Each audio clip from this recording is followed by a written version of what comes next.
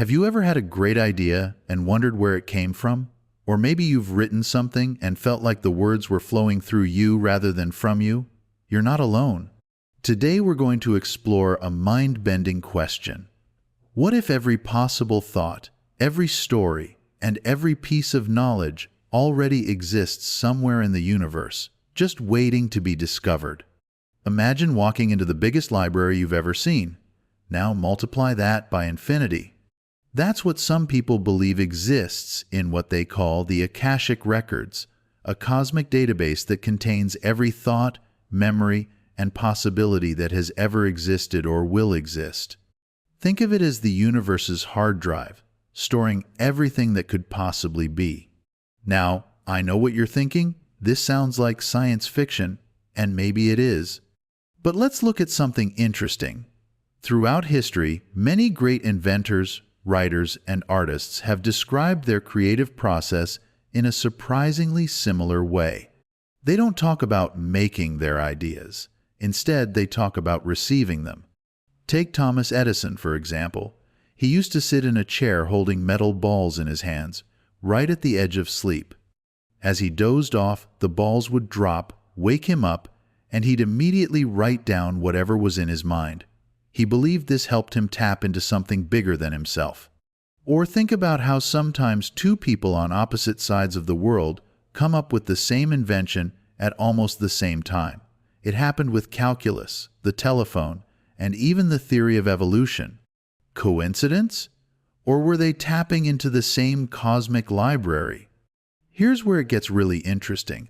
There's a famous thought experiment called the infinite monkey theorem.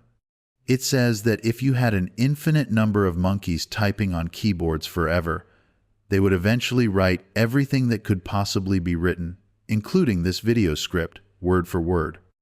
And not just once, but an infinite number of times. But wait a minute, if everything that could be written already exists in some theoretical sense, then maybe when we create something, we're not really creating it at all. Maybe we're just discovering it, like a radio tuning into a station that was already broadcasting. This might explain why sometimes the best ideas come to us when we're not trying to force them, when we're in the shower, or taking a walk, or just about to fall asleep.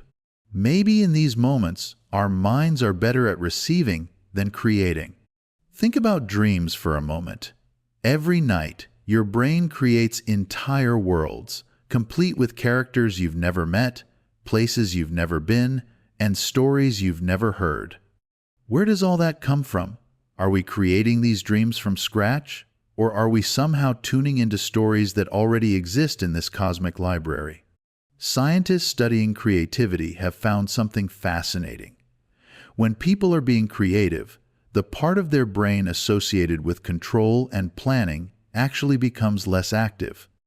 It's as if we need to get our conscious mind out of the way to let the ideas flow through us. But here's where we need to get practical. Whether or not this cosmic library actually exists, thinking about it this way can change how we approach creativity and problem solving. Instead of forcing ideas, what if we tried to receive them? Instead of trying to create something totally new, what if we tried to discover something that's waiting to be found? This isn't just philosophical mumbo-jumbo. Some of the world's most successful people use this approach. They talk about getting into the flow state or letting the universe speak through them.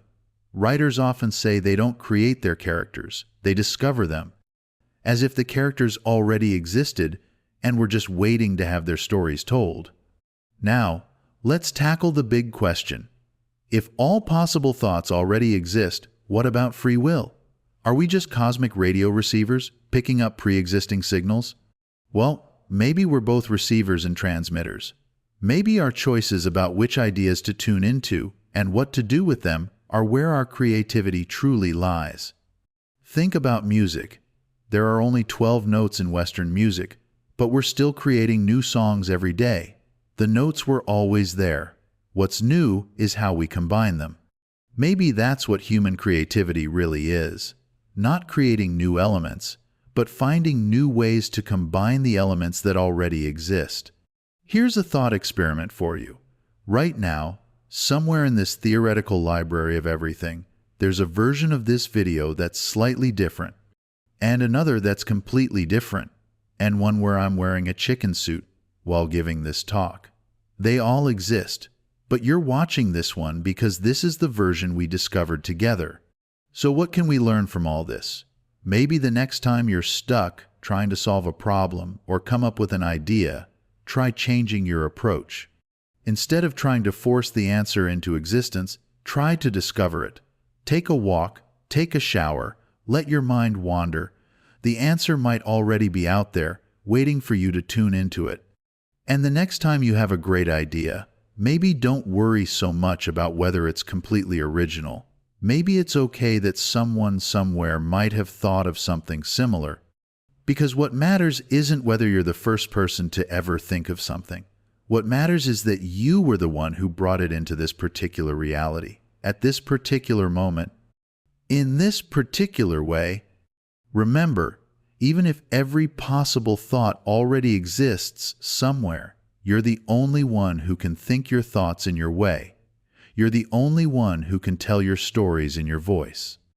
And that makes them uniquely yours, even if they're part of something much bigger than any of us.